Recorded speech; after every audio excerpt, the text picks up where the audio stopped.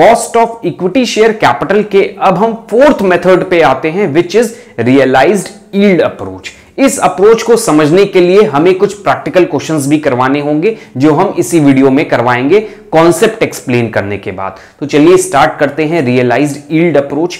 इस अप्रोच को पहले मैंने देखिए एक छोटा सा इंट्रोडक्शन लिख रखा है कि आपके कुछ कॉन्सेप्ट पहले क्लियर हो जाए, फिर इसके बाद हम आपको कुछ प्रैक्टिकल क्वेश्चन भी कराएंगे और इसका वर्किंग भी पहले समझाएंगे कि कैसे इसमें cost of equity share capital निकाला जाएगा with the help of realised yield approach. तो पहले हम एक इंट्रोडक्शन देखते हैं क्या है, फिर हम आगे आपको एक रियल लाइफ सिचुएशन लेकर आपको समझाएंगे कि ये अप्रोच क्या कहने जा रहा है, क्योंकि ये जो थ्योरी लिखी है इससे इतना इजीली ये समझ में नहीं आता है रियलाइज्ड यील्ड अप्रोच, और एग्जाम के पॉइंट ऑफ व्यू से ये इतना इंपॉर्टेंट भी नहीं है, क्योंकि ये प्रैक्टिकल लाइफ में एप्लीकेबल हो ही नहीं सकता, क्योंकि ऐसे ऐसे एजम्पशन दिए हैं कि इक्विटी शेयर होल्डर जो है वो ये एक्सपेक्ट करता ही नहीं है। एजम्पशन अभी रीड करेंगे तो आपको समझ में आएगा कि तो ऐसा तो होता ही नहीं है।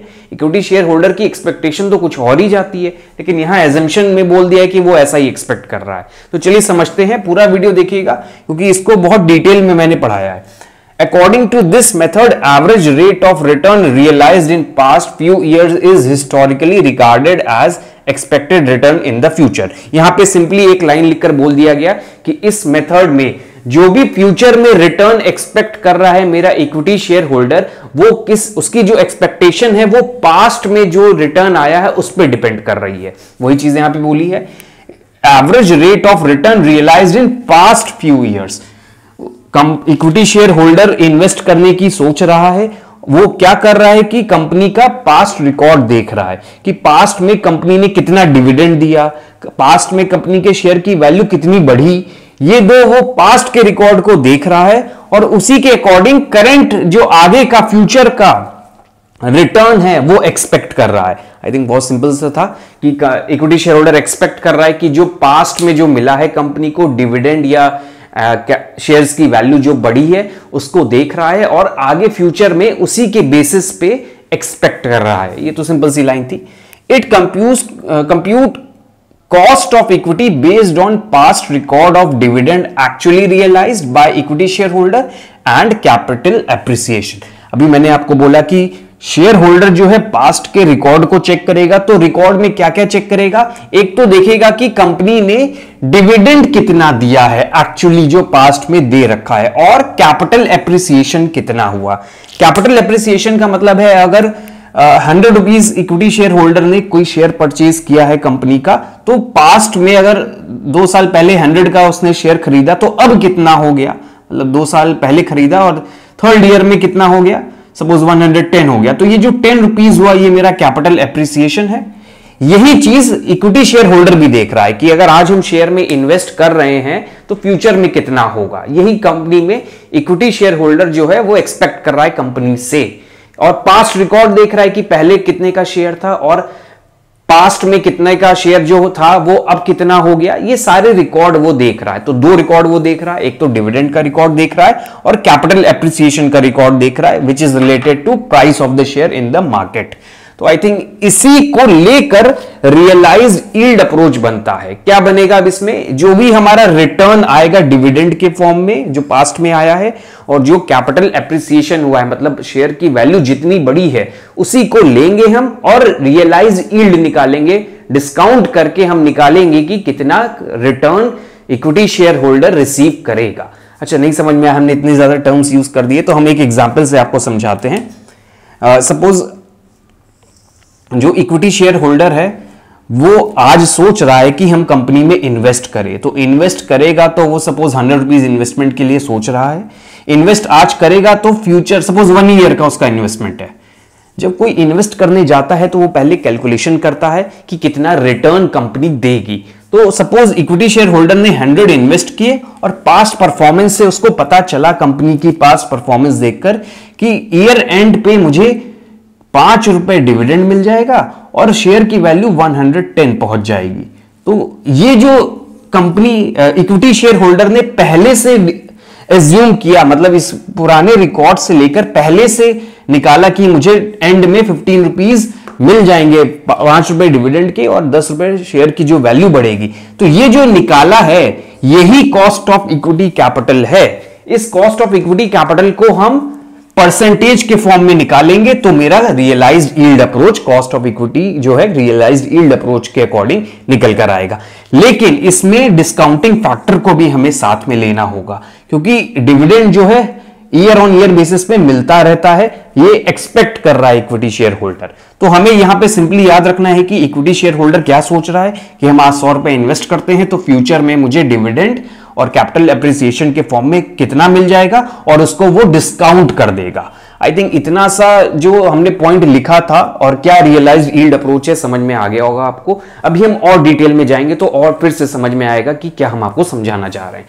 आइए पहले कुछ एजम्पशन देखते हैं, फिर इसकी हम वर्किंग भी बताएंगे कि कैसे क्वेश्चन आते हैं, कैसे सॉल्व किया जाता है। एजम्पशन इन्होंने बोल दिया, क्या इक्विटी शेयर होल्डर इतने ही से ही मान जाएगा कि डिविडेंड हमें कितना मिल रहा है पास्ट में वो देख लो और कैपिटल एप्रिसिएशन पास्ट में कितना हुआ वो देख लो, उसी के हिसाब से फ्यूचर में अंदाजा लगा लो। इतने से नहीं मानता है इक्विटी शेयर होल्डर। वो और भी चीज सोचता है कि रिस्क कितना होगा, कंपनी का मर्जर डीमर्जर तो नहीं हो जाएगा फ्यूचर में, कि कंपनी बंद तो नहीं हो जाएगी फ्यूचर में। रिटर्न जो है वो कांस्टेंट नहीं सोचता है, वो चाहता है कि डिविडेंड जो है बढ़ता हुआ मिले। तो ये सारी चीजें भी ध्यान में रखता है। लेकिन इसमें रियलाइज्ड यील्ड मेथड में कुछ एजम्पशन दे दिए गए जिससे ये प्रैक्टिकली पॉसिबल नहीं होता, इसलिए मैंने बोला था ये ज्यादा इंपॉर्टेंट नहीं है। पहला एजम्पशन बोला गया risk face by company remain same, मतलब जो आज कंपनी रिस्क फेस कर रही है, जो पास्ट में करती आ रही है, वही रिस्क आगे भी फेस करेगी, उसमें ना कम होगा ना ज्यादा होगा। क्या रियलिटी में ऐसा होता है? नहीं होता है। इक्विटी शेयर होल्डर ये चीज यहां पे सोच ही नहीं रहा, इसलिए पहला एजम्पशन हो गया हमारा risk face by the company remain same.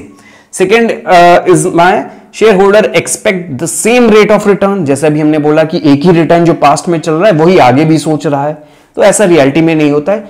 Equity share holder चाहते हैं कि उनका डिविडेंड मिले और बढ़ता हुआ मिले। 5 मिला है तो अगले साल हो सकता है 7 मिल जाए, 9 मिल जाए, इस तरह। लेकिन यहां पे बोल दिया कि ऐसा नहीं चाह रहा है, एजम्पशन है क्योंकि ये reinvestment opportunity cost remain same as realised yield. यहां पे ध्यान से समझिएगा, री इन्वेस्टमेंट। सपोज शेयर होल्डर आज 100 रुपए लगा रहा है और ईयर एंड पे वो उसके पास 115 आ जाएंगे। 100 रुपए यहां लगा रहा, जो एंड होंगे 115 जो रिटर्न आएगा उसको री इन्वेस्ट करने की जो सोचेगा इक्विटी शेयर होल्डर, वो चाहेगा कि और ज्यादा रुपए में और इंटरेस्ट पे मुझे 15% जैसे यहां था, तो चाहेगा कि हम आगे 18% पे इन्वेस्ट करें कि रिटर्न मेरा 18% पे आए। लेकिन यहां पे बोल दिया कि वो अपॉर्चुनिटी कॉस्ट जो है उसकी वो सेम रहेगी, जो आज जितना इन्वेस्ट करने पे मिल रहा है उसको अगर री इन्वेस्ट करेगा फिर भी उसको ही 15 ही मिलेगा, एक्स्ट्रा नहीं मिलेगा। तो ये एजम्पशन यहां बोल दिया कि ऐसा नहीं होगा, वही चीज चाहेगा इक्विटी शेयर होल्डर, लेकिन रियलिटी में ऐसा नहीं चाहेगा।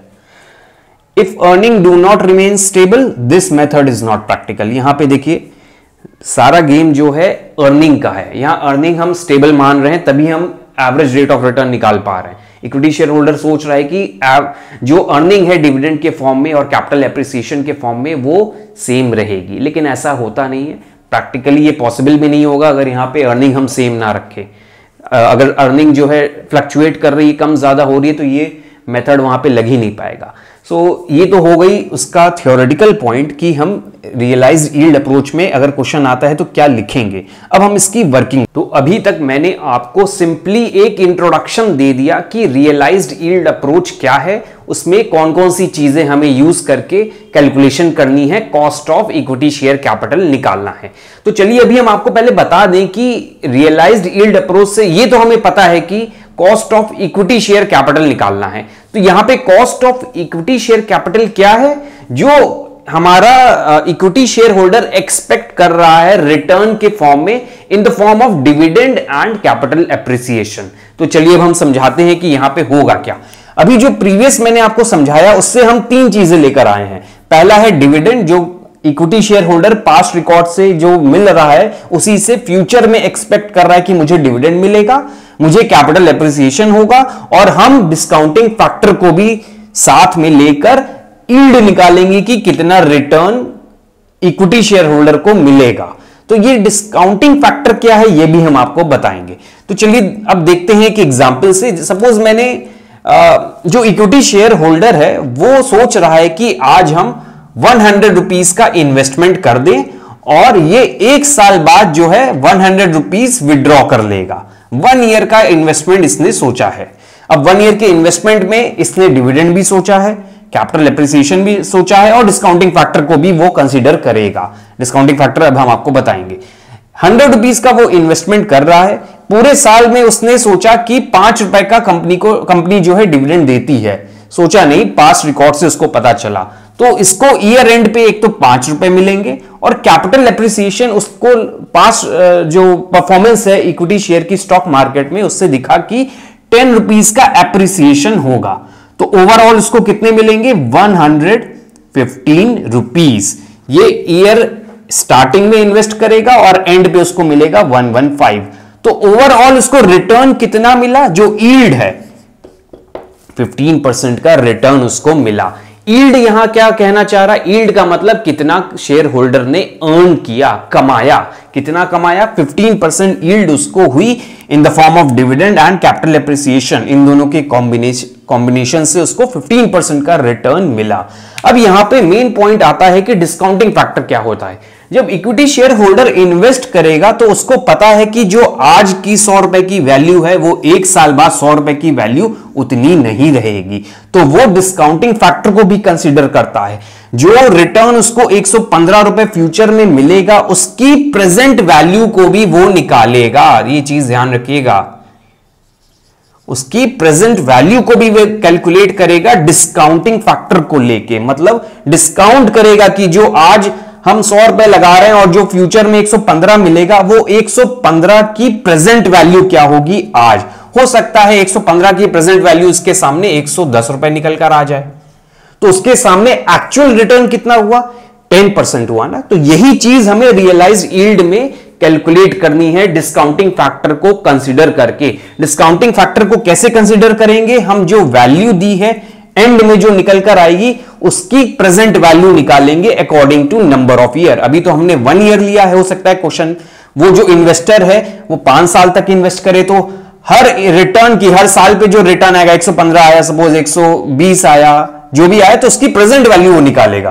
प्रेजेंट वैल्यू को निकालकर टोटल करेगा और अपने इस टोटल को इन्वेस्टमेंट के टोटल से कंपेयर करेगा। कंपेयर करने पे अगर उसको लग रहा है कि बेनिफिशियल है मेरा इन्वेस्टमेंट, तभी वो इन्वेस्ट करने के लिए रेडी हो जाएगा। और ये जो 15% एक साल में रिटर्न आया है ये कंपनी के लिए कॉस्ट ऑफ कैपिटल बन जाएगा, कंपनी के लिए, क्योंकि जो इक्विटी शेयर होल्डर एक्सपेक्ट करता है वही कंपनी के लिए कॉस्ट ऑफ कैपिटल होता है। तो ये 15% का हम डिस्काउंट करेंगे, सपोज 10% आया डिस्काउंट करके, तो ये 10% कंपनी के लिए कॉस्ट ऑफ कैपिटल बनेगी after considering discounting factor. I think आपको समझ में आया होगा कि ये कॉन्सेप्ट क्या कहना चाह रहा है।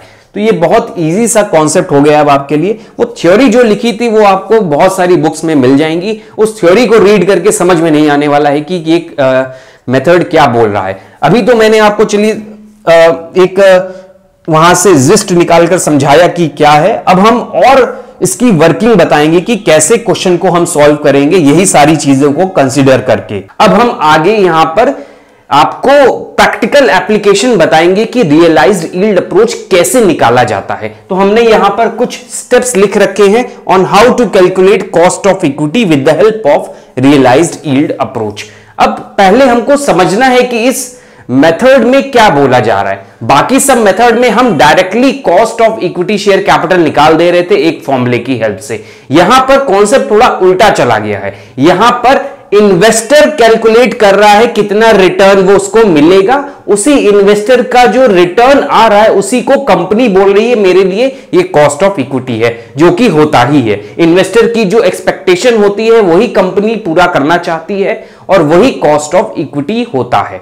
तो यहां पर ध्यान रखिएगा, हम इन्वेस्टर पॉइंट ऑफ व्यू से निकालते हैं कि उसको कितना रिटर्न रियलाइज यील्ड हो रही है और उसी को कंपनी अपना कॉस्ट ऑफ इक्विटी मान लेती है। तो देखिए फर्स्ट स्टेप हमने लिख दिया, average rate of return computed bye investor. जो ये कंप्यूट करेगा एवरेज रेट ऑफ रिटर्न, जिसको हम रियलाइज्ड यील्ड बोलेंगे, जो इन्वेस्टर कंप्यूट करेगा वही कंपनी के लिए कॉस्ट ऑफ इक्विटी बन जाएगा, क्योंकि सिंपली कॉस्ट ऑफ इक्विटी क्या है, इन्वेस्टर की जो एक्सपेक्टेशन है वो कंपनी के लिए कॉस्ट ऑफ इक्विटी है। तो यहां पर इन्वेस्टर पॉइंट ऑफ व्यू से देखा जा रहा है कि इन्वेस्टर कितना निकाल रहा है रिटर्न, कितना परसेंटेज वो सोच रहा है, उसी परसेंटेज को कंपनी मान ले रही है कि this is cost of equity.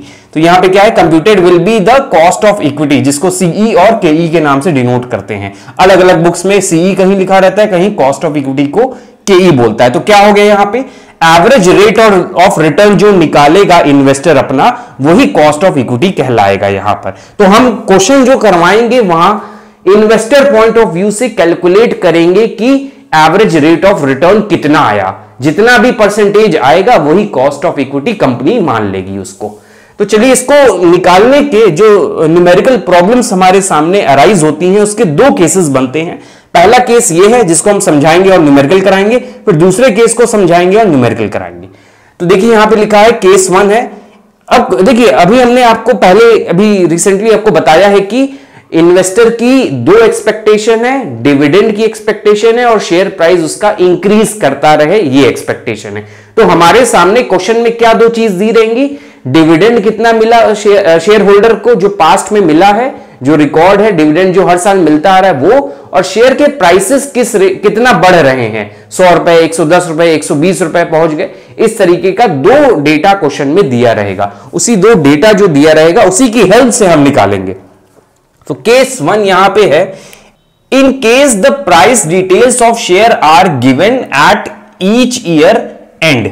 अब यहां पे बोला है कि क्वेश्चन में शेयर के प्राइसेस की वैल्यू दी हुई है हर साल के एंड में। अभी हमने आपको बताया कि डिविडेंड कितना मिला पास्ट में इक्विटी शेयर होल्डर को और शेयर के प्राइसेस कितने बढ़ रहे हैं, ये दो डेटा दिया होना चाहिए। तो यहां पे स्पेसिफाई किया कि शेयर्स की वैल्यू हर साल के एंड पे क्वेश्चन में दी रहेगी, डिविडेंड की वैल्यू दी रहेगी, साथ ही साथ शेयर की वैल्यू हर ईयर एंड पे दी रहेगी। अगर ऐसा डेटा दिया है क्वेश्चन में तब हम ये फॉर्मूला की हेल्प से सॉल्व करेंगे। तो आगे क्या दिया, at each year end determine the realised return. जब वैल्यू और डिविडेंड, मतलब डिविडेंड हमें दिया रहेगा हर साल के एंड पे और शेयर के प्राइस जो भी ईयर एंड पे आ रहे हैं वो दोनों चीज दी होगी क्वेश्चन में, तब हम क्या निकालेंगे, रियलाइज रिटर्न निकालेंगे। रियलाइज रिटर्न इस फॉर्मूले की हेल्प से निकलता है जो भी हम आपको बताएंगे क्वेश्चन सॉल्व करके। एट ईच ईयर एंड, जब हमें हर साल का रियलाइज रिटर्न मिल जाएगा अलग अलग, तो हम क्या करेंगे, अर्थमेटिक मीन या ज्योमेट्रिक मीन की हेल्प से ARR निकालेंगे, average rate of return. Average rate of return कैसे निकलता है, जितने साल का आपका रियलाइज रिटर्न आया उसको ऐड करिए, divide by number of year कर दीजिए, या फिर ज्योमेट्रिक मीन की हेल्प से कर दीजिए। एक तो अर्थमेटिक मीन और ज्योमेट्रिक मीन, ये दोनों आप अगर भूल गए हैं तो हम अभी सॉल्व कराएंगे क्वेश्चन, उसमें अर्थमेटिक मीन भी निकालना सिखा देंगे और ज्योमेट्रिक मीन का फॉर्मूला याद दिला देंगे जो आपने मैथमेटिक्स में पढ़ा था, और अर्थमेटिक मीन का भी, और एवरेज रेट ऑफ रिटर्न भी आप निकाल लेंगे जब ये दोनों आपको आ जाएगा। तो हमने केस 1 क्या समझा कि हमें दो चीजें चाहिए, डिविडेंड और शेयर के प्राइस की वैल्यू हर ईयर के एंड पे होनी चाहिए। फिर उसकी हेल्प से हम रियलाइज रिटर्न निकालेंगे हर साल का, फिर अर्थमेटिक मीन या ज्योमेट्रिक मीन की हेल्प से ARR निकाल लेंगे। जो हमारा ARR आएगा that is my cost of equity, यही मेरा कॉस्ट ऑफ इक्विटी कहलाएगा, जो मेरा ARR आएगा। आई थिंक ये केस समझ में आ गया। इसका फॉर्मूला देख लेते हैं। Cost of equity is D1 plus P1 upon PO -1, ये डिस्काउंटिंग फैक्टर को ले लिया इन्होंने -1 करके। Dividend 1 is dividend receivable by year end, MPS P1 is MPS by year, market price of share by year end, PO is market price of share at beginning, KE is realise return, जो हमारा आएगा realise return, ये वाला realise return जो percentage के form में आएगा वो चीज है ये हमारी। तो चलिए अब हम एक क्वेश्चन करते हैं, इसको सॉल्व करते हैं। फिर इसी पार्ट को अभी हमने आपको समझाया नहीं है, इतने पार्ट को, इसको मैंने बस रीड कर दिया है। अब इसी पार्ट को हम लेकर चलते हैं और क्वेश्चन सॉल्व करते हैं। तो मैंने अभी जो कॉन्सेप्ट केस 1 का समझाया उसमें से हमने 3 चीजें समझी। एक तो रियलाइज रिटर्न निकालना है जिसको हम इस फॉर्मूले की हेल्प से निकालेंगे। दूसरा, रियलाइज रिटर्न निकालने के बाद, हर साल का रियलाइज रिटर्न निकालने के बाद हम अर्थमेटिक मीन या ज्योमेट्रिक मीन की हेल्प से ARR, average rate of return निकालेंगे, जो मेरा cost of equity share capital हो जाएगा। तो रियलाइज रिटर्न निकालने के लिए ये फॉर्मूला है। इस फॉर्मूले को कैसे यूज करते हैं इस क्वेश्चन से हम आपको समझाते हैं। तो ये पूरा क्वेश्चन है जिसमें बोला गया है we have to calculate cost of equity with the help of realised yield approach. तो केस 1 है determine the average rate of return. जो एवरेज रेट ऑफ रिटर्न निकालते हैं वही हमारा कॉस्ट ऑफ इक्विटी होता है कंपनी के लिए। Based on the following data, 4 साल का डेटा दिया है, डिविडेंड भी है, शेयर प्राइस भी है। केस 1 में हमने बोला था शेयर की वैल्यू भी दी होनी चाहिए हर साल के एंड पे, तो इस देखिए हर साल के एंड पे शेयर का प्राइस भी दिया हुआ है और नीचे लिखा है at the beginning of first year the price of share is 200। जब ईयर स्टार्ट हुआ होगा तो शेयर की प्राइस 203 और अब जब एंड हो रहा है फर्स्ट ईयर तो 220 है। मतलब यहां जो भी वैल्यू दी है वो ईयर एंड की है। फर्स्ट ईयर के एंड पे शेयर की प्राइस 220 है, फोर्थ ईयर के एंड पे शेयर की प्राइस 361 है। तो चलिए क्वेश्चन सॉल्व करते हैं इसको। तो क्वेश्चन को सॉल्व करने के लिए कैलकुलेटर आप रख लीजिएगा साथ में। तो हमें क्या निकालना है, सबसे पहले रियलाइज रिटर्न निकालना है हर साल का। तो हर साल का रियलाइज रिटर्न निकालने के लिए ये फॉर्मूला है, फॉर्मूला दिया हुआ है और क्वेश्चन है ही हमारे सामने। तो हम हर साल का रियलाइज रिटर्न निकालेंगे जिसमें हमें चाहिए फर्स्ट ईयर का डिविडेंड। तो फर्स्ट ईयर का डिविडेंड देखिए D1 है, जो D1 का मतलब है dividend by year and, market price of share by year end, PO is share price at the beginning, जो क्वेश्चन में 200 दिया हुआ है और हर साल का डिविडेंड भी दिया है, हर साल का मार्केट प्राइस ऑफ शेयर भी दिया हुआ है। तो चलिए इस फॉर्मूले को हमने यहां सॉल्व करते हैं। तो देखिए क्वेश्चन में फर्स्ट ईयर में जो हमें रखना है वो D1 है। D1 जो है फर्स्ट ईयर का 20 रुपीज है, तो आपने यहां पे 20 रखा। फिर हमें क्या चाहिए, P1 चाहिए। P1 is market price of share. तो फर्स्ट ईयर का जो हमारा मार्केट प्राइस है एंड पे, ध्यान रखिएगा यहां पे एंड लिखा है दोनों का, तो एंड पे जो है वो 220 रुपीज है और एट द बिगिनिंग जो है वो 200 है -1। तो ये फॉर्मूले की हेल्प से हम रेट ऑफ रिटर्न निकाल लेंगे। तो सबका हम लिख लेते हैं फिर एक साथ कैलकुलेट कर देंगे। इसी तरह सेकेंड ईयर के एंड पे डिविडेंड है हमारा 25। देखिए क्वेश्चन में 25 दिया हुआ है और एंड पे जो शेयर की प्राइस है वो 250 है और स्टार्टिंग में हमने आपको बताया था 220। अब यहां पे 220 क्यों लिया, क्योंकि सेकेंड ईयर के लिए जो बिगिनिंग है वो सेकेंड ईयर के स्टार्टिंग में जो प्राइस थी। तो क्वेश्चन में देखिए यहां पे सेकेंड ईयर के स्टार्टिंग में जो प्राइस है, जो फर्स्ट ईयर का एंड हुआ होगा वही सेकेंड ईयर का ओपनिंग है 220, तो हमने 220 लिखा। इसके बाद देखिए थर्ड ईयर में डिविडेंड है हमारा 20 रुपीज और जो वैल्यू है वो 300 है, 20 प्लस 300 एंड जो प्राइस है हमारा 250 है शेयर का, -1 equal to -1 and equal to. Last fourth year में हम देख लेते हैं क्या है डिविडेंड 20 और जो शेयर की वैल्यू वो 361 है और जो शेयर के प्राइसेस हैं इसके पहले वाले साल के जो वो हैं 300, -1 इज इक्वल टू। तो हमें यहां से क्या मिला, हर साल का मिला रियलाइज रिटर्न। अब इस रियलाइज रिटर्न अभी हम निकाल देते हैं क्या वैल्यूज हैं इनकी। तो यहां पर 20 प्लस मतलब 240 डिवाइडेड बाय 200 विच इज 1.2, तो हमें मिला 1.2 minus 1 which is 0.2 which is 20%। तो हमें 20% मिल गया फर्स्ट ईयर का। सेकेंड ईयर का करते हैं, 25 plus 250 divided by 220, 1.25 minus 1 which is 0.25, 25%। तो सेकेंड ईयर का आया हमारा 25%। Now third year 230 divide by 250 which is 0.92,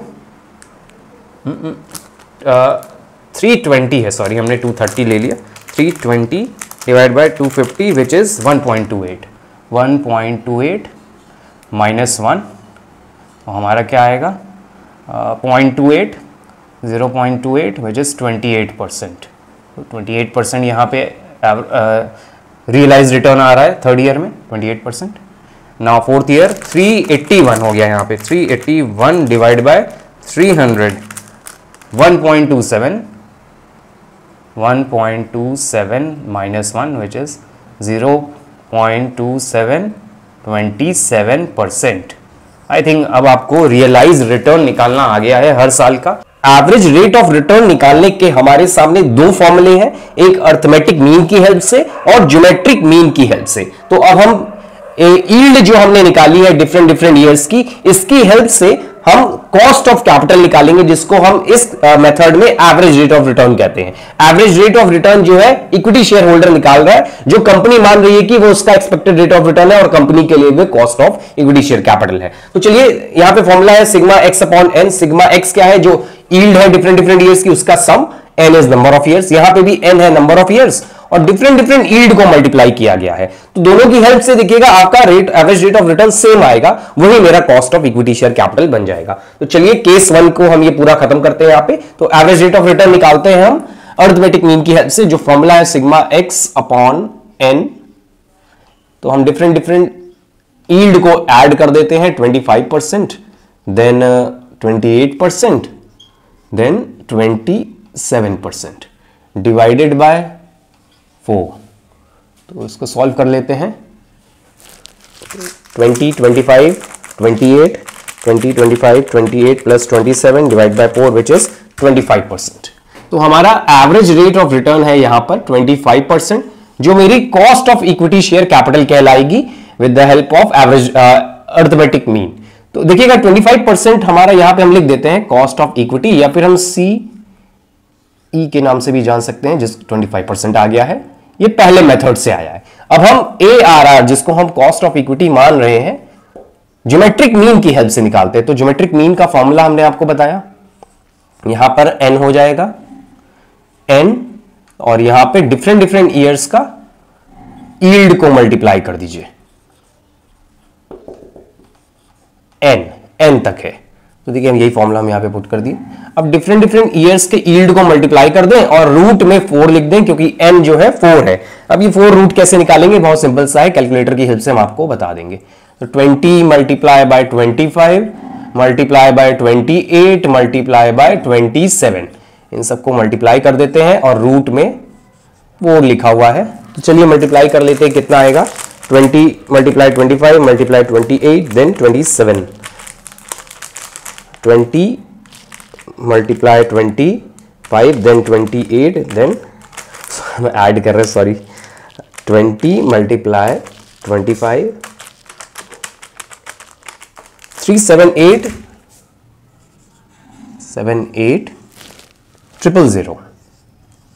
तो ये आ गया रूट की पावर 4। अब आपको ध्यान रखिएगा कैसे ये रूट 4 निकालना है, तो हम आपको समझा दे रहे हैं। अच्छा, इसको हम इस तरह भी लिख सकते हैं, 1/4 भी लिख सकते हैं, अगर रूट हटा के आपको लिखना है। ये आपने मैथमेटिक्स में पढ़ा होगा कि रूट का मतलब जो होता है वो 1/2 होता है।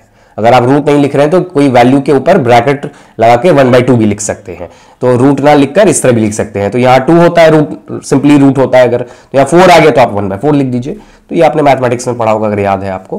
तो हमने 1/4 लिख दिया है।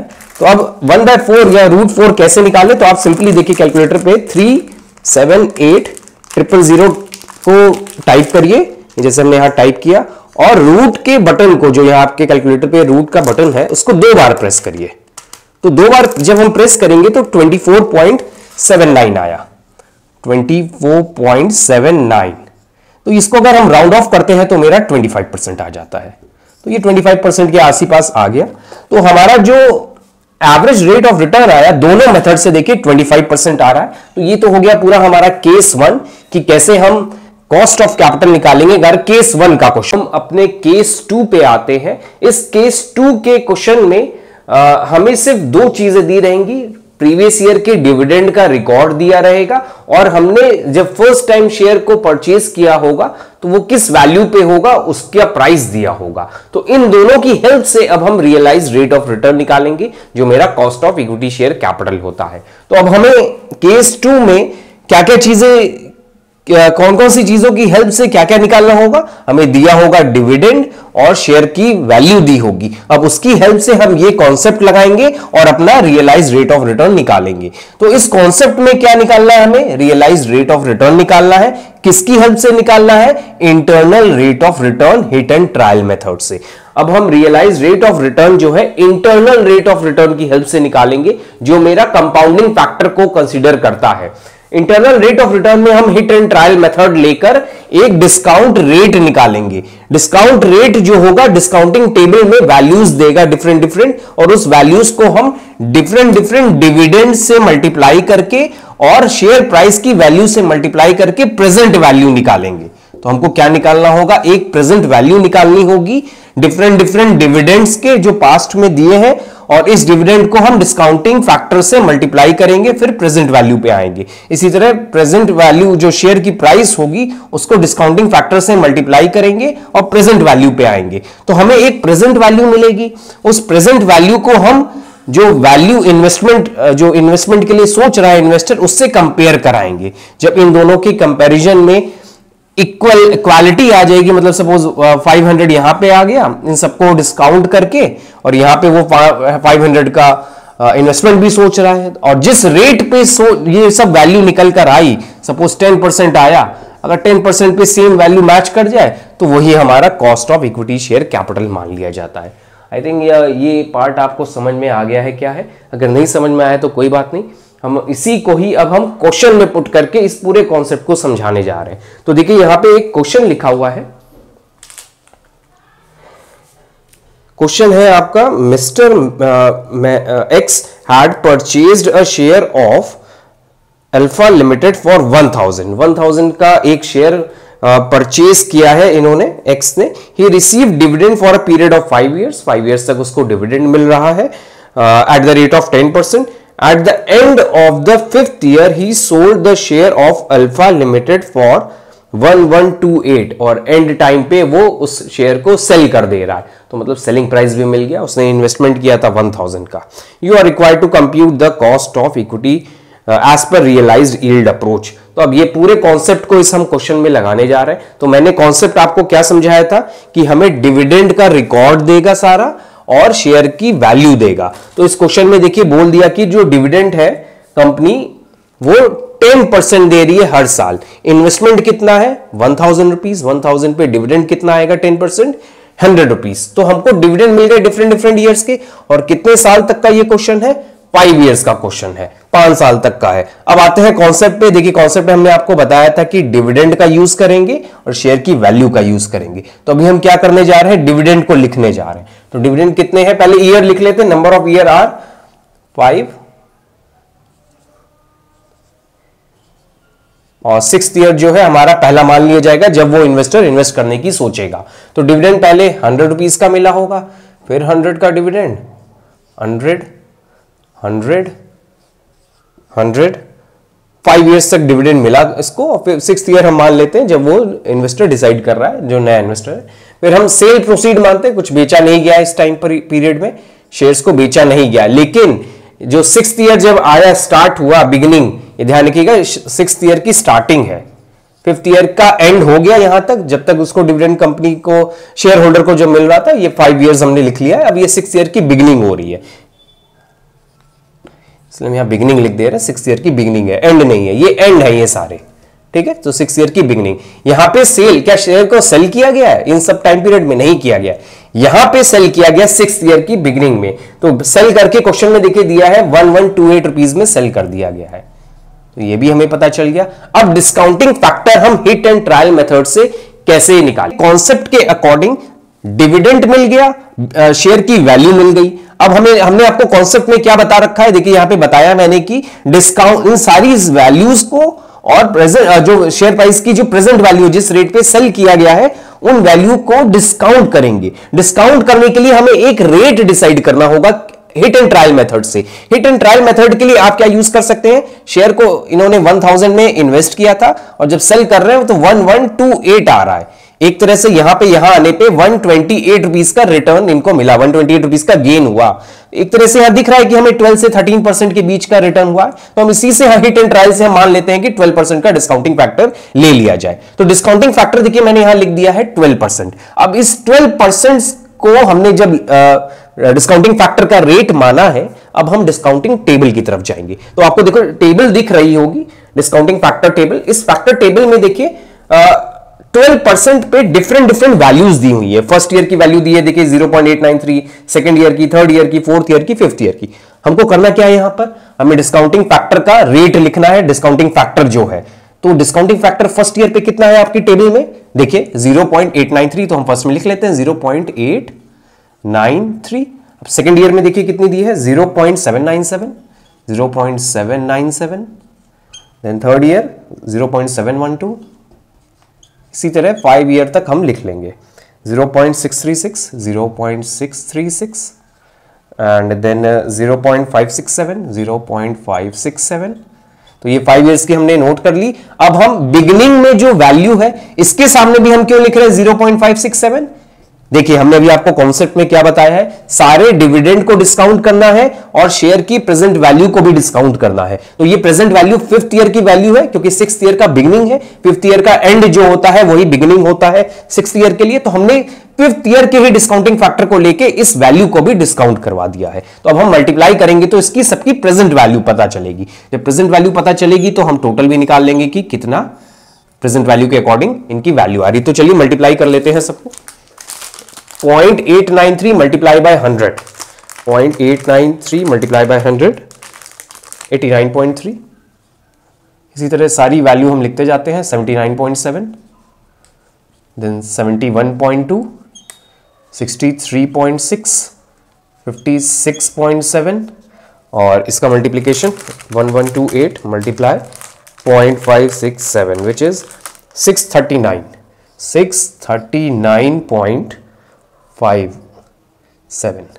तो हमें सबको मैंने डिस्काउंट कर दिया कॉन्सेप्ट के अकॉर्डिंग। तो कॉन्सेप्ट में मैंने बोला था, एक बार फिर से रिकैप करते हैं कि सारे डिविडेंड दिए होंगे और प्रेजेंट वैल्यू दी होगी शेयर की जिस प्राइस पे शेयर को सेल किया गया है। तो सेल किया गया है 1128 पे और 10% डिविडेंड के अकॉर्डिंग हर साल के डिविडेंड दी हैं। इन सबको मैंने डिस्काउंटिंग फैक्टर टेबल की हेल्प से एक डिस्काउंट रेट एज्यूम किया और उसको जो डिस्काउंटिंग फैक्टर अमाउंट है, जो भी वैल्यू है 1 रुपए की, 12% से डिस्काउंट करने के बाद उस वैल्यू को नोट किया और सबको मल्टीप्लाई कर दिया। अब सबको मल्टीप्लाई जब हम कर देंगे तो ये सब प्रेजेंट वैल्यू निकल कर आ जाएंगी। इन सब प्रेजेंट वैल्यू को ऐड करेंगे तो हमें ओवरऑल एक वैल्यू मिलेगी जो इन्वेस्टेड थी।